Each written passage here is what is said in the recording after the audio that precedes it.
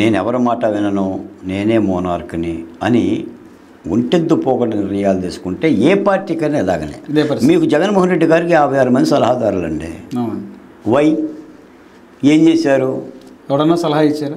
నువ్వు తాడేపల్లిలో ఇల్లు కట్టుకున్నావండి. Where is the Tadepalli? Tadepalli is in the Amaravati. నువ్వు అమరావతిలో ఇల్లు కట్టుకొని అమరావతి ఇక్కడే ఉంటుందని చెప్పాను. ఏం చేశావు? 1000 మంది పోలీసుల పహారాతో వెళ్ళావు. మరి ఇప్పుడు తప్పిదాలే కదా. విశాఖపట్నం స్టీల్ ఉద్యమాలు చేస్తున్నారు. నువ్వు ప్రభుత్వానివి, కేంద్రానికి నీ అవసరం ఉంది. 151 మంది ఎమ్మెల్యేల బలం ఎక్కడుంది, నీకు ఎంపీల బలం అక్కడుంది. నువ్వు మోడీని ఒప్పించలేకపోయావు, లేదా రాష్ట్రంలో జరిగే సంఘటనల మీద ఒక విచారణ కమిటీని వేయలేకపోయావు, ఎవరిని నువ్వు అరెస్ట్ చేయలేకపోయావు. ఆఖరికి డ్రైవర్ సుబ్రహ్మణ్యాన్ని చంపిన ఎమ్మెల్సీ అనంతబాబు యొక్క ఎమ్మెల్సీ పదవిని కూడా తీసేయలేకపోయావు. పార్టీని సస్పెండ్ చేశారంతే. పార్టీని సస్పెండ్ చేశాడు, పదవి నుంచి ఉంచాడు. మరి వాళ్ళ గజమాలను వేసి సత్కరిస్తుంటే నువ్వు పక్కన బస్సులో తిప్పుకున్నావు. ఈ సంకేతాలు ఎలా పోతాయి? అందుకని 151 సీట్లున్న జగన్మోహన్ రెడ్డి గారు 11 సీట్లు రావడానికి ఆయన కూర్చున్న కొమ్మని ఆయన నరుక్కోవటము, ఏనుగినక తన నెత్తిని దుమ్ము పోసుకున్నట్టుగా ఆయన దుమ్ము పోసుకోవటమే, లేదా ప్రతిపక్ష పార్టీగా చంద్రబాబు నాయుడు గారికి అవకాశం ఇవ్వటం, మాలాంటి వాళ్ళకు ఉద్యమాలు చేసే అవకాశం ఇవ్వటం, ఇవన్నీ కూడా స్వయం కృతాపరాధాలే. ఇప్పటికీ కూడా కమల్ గారు అసలు ఆయన ఉంగరం ఎక్కడ పోయిందో ఆయనకు అర్థం కావట్లా. అది బెడ్రూమ్లో పోయింది, ఈయన వరండాలో ఎతుకుతున్నాడు. బెడ్రూమ్లో పోయి ఎతుకు దొరికింది. ఇప్పటికి జగన్మోహన్ రెడ్డి గారు ఇప్పుడు సమీక్ష లేదు, 3 రాజధానుల మీద సమీక్ష లేదు, విధానాల మీద సమీక్ష లేదు. ఏమంటాడు? ఈవీఎంలు మాయ చేసినాయి. ఈవీఎంలు మాయ చేస్తే మరి 40% ఓటింగ్ ఎలా వస్తుంది? ఇప్పుడు ఆయనే 2 నాలుకలతో మాట్లాడుతున్నాడు. మరి తర్వాత ఏమన్నాడు? వీళ్ళు చీలిపోతారు, లేదా సూపర్ 6 పథకాలకు ప్రజలు మోసపోయారు. సూపర్ 6 పథకాలకు ప్రజలు మోసపోయినప్పుడు మరి నవరత్నాలు కూడా ప్రజలు మోసపోయారుగా.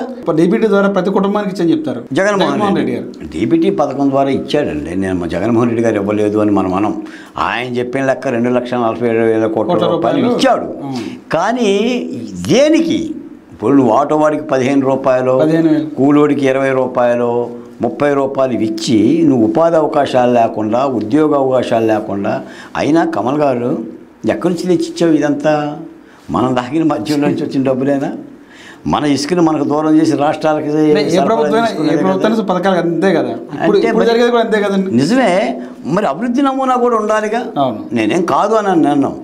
ఈ ప్రభుత్వం మద్యం అమ్ముతుంది, ఈ ప్రభుత్వం ఇసుక అమ్ముతుంది, వీటిలోనూ లోపాలు ఉన్నాయి, ఆటల్లోనూ లోపాలు ఉన్నాయి. మరి ఉపాధి అవకాశాలు కూడా చూడాలి కదా. అందుకని జగన్మోహన్ రెడ్డి గారు ఏంటంటే అభివృద్ధి నమూనాని ఇవన్నీ కూడా మర్చిపోయి నేను ఏదో డబ్బులు ఇస్తున్నాను, నాకు వేసేస్తాను ఒక ధీమాతో ఉన్నాడండి. సార్, ప్రతిపక్ష హోదా ఇస్తేనే అసెంబ్లీకి వస్తారనేది వైసీపీ ధోరణిలాగా ఉంది. మన జరిగిన అసెంబ్లీ ఎన్నికలు కూడా వైసీపీ బాయ్కాట్ చేసింది. దాన్ని ఎలా చూస్తారు? అసలు శాసనసభకు ఎవరు వెళ్తారండి? ఎమ్మెల్యేలు వెళ్తారు. మీరు వెళ్ళకూడదా? అంటే దాన్ని ప్రజల చేత ఎన్నుకోబడినటువంటి వ్యక్తి కదండి. అంతే కదా, శాసనసభ్యుడు. ప్రజల చేత ఎన్నుకోబడితేనే శాసనసభలో అడుగు పెడతారు. లేకపోతే కమల్కి అర్హత లేదు, బాలకోటకి కూడా అవకాశం లేదు. మరి ప్రతిపక్ష హోదా ఎట్లా వస్తుందండి? దానికి ఒక నమూనా ఉందగా. నీకు 10% సీట్లు కావాలి అంటే 18 ఉండాలి. మరి 18 నీకు లేనప్పుడు వాళ్ళు ఎట్టిస్తారండి? నువ్వే అన్నావు శాసనసభలో, నేను 5 తీసేసుకుంటే చంద్రబాబు నాయుడికి ప్రతిపక్షమే ఉండదని. ఆ రోజు 23 ఉన్నాయి, 23లో 5 పోతే 18 అవుతుంది. 18 ఉంటే రాదు అనే ఆలోచన అప్పుడే ఉందగా నీకు. వైసీపీ ఒక చిన్న లాజిక్ అయితే చెప్తుంది. అక్కడ ఉన్నటువంటి 4 పార్టీల్లో 3 పార్టీలో కూటమైనప్పుడు ఉన్న పార్టీ మాదే కదా, మాకెందుకు ప్రతిపక్ష హోదా ఎవరు అనేది అదే వైసీపీ ఒక ఇప్పుడు స్టాండ్. అది దాని ధోరణి అదే. ఇప్పుడు రాష్ట్రం అంతా ఒక రాజధాని పెట్టుకుంటే 3 పెడతానన్నట్టుగానే ఉంటుంది. న్యాయస్థానం కూడా వెళ్ళాడు. అందుకని ఆ విధానాలు మార్చుకోవాలి. అయినా ప్రజల్లో పోరాటానికి, అసెంబ్లీలో పోరాటానికి ప్రతిపక్ష హోదా దేనికి సార్? పవన్ కళ్యాణ్ గారు ఒక ఎమ్మెల్యే సీటు ఉంటే ఆనాడు రాత్తాడు నువ్వు తీసుకుపోయినా కూడా ఆయన ఏ సీటు లేకుండా పోరాడండి ప్రజల తరపున. దానికి ఇప్పుడు నాకే ఎమ్మెల్యే పదవి ఉందని పోరాడని చెప్పండి. ఏముంది? ఏ పదవి? మా దళిత కులాల తరపున నేను ఎమ్మెల్యే పదవి ఉందా, పార్టీ పదవి ఉందా? ప్రజల కోసం నువ్వు పనిచేయాలి, ప్రజల చైతన్యవంతం కలుగు చేయాలి. అందుకని ఆయన ఏంటంటే శాసనసభలో ఆయన మొన్న 5 ఏళ్ళు ప్రతిపక్ష పార్టీల నాయకుల్ని ఇబ్బంది పెట్టండి మానసికంగా. వాళ్ళ ముందు నిలబడటం వీళ్ళకి చాలా కష్టం. ఇప్పుడు వాళ్ళు ఏంటంటే కంటి చూపుతో చంపేస్తారు. ఏనేం అనరు. ఆ రఘురామకృష్ణరాజు గారు లేచి నిలబడ్డారు అనుకోండి, స్పీకర్ అయ్యన్న పాత్ర గారు లేచి నిలబడ్డారు అనుకోండి, ఈ వంగలపూడి ఆయనతో లోకేష్ గారు నిలబడితే జగన్మోహన్ రెడ్డి గారు నోట మాట రాదు. ఎందుకంటే ఆ విధమైన పరిస్థితిని తెచ్చుకున్నాడు ఆయన. అందుకని ఆయన పోయేదేమీ లేదు. మరి ఒక పక్కనే శాసనమండలికి పంపిస్తున్నాడు, ఎమ్మెల్యేలన్నా పంపిస్తే బాగుండేది, వాళ్ళని కూడా ఆఫ్ చేశాడు. ఈ విధమైన వింత పోకట్లతోనే మరి రేపు సంక్రాంతికి కొత్త అల్లుడు వచ్చినట్టుగా మళ్ళీ ప్రజల్లోకి వస్తానంటున్నాడు.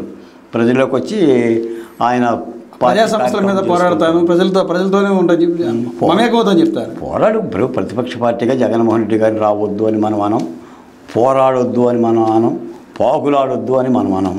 కానీ నువ్వేం పోరాడుతున్నావు, ఏం చేస్తున్నావు అనేది నువ్వేమన్నా అధికారం అనిపించకపోతే అనుకోవచ్చు. నువ్వు ముఖ్యమంత్రిగా 6 నెలల క్రితం నువ్వు ముఖ్యమంత్రివి.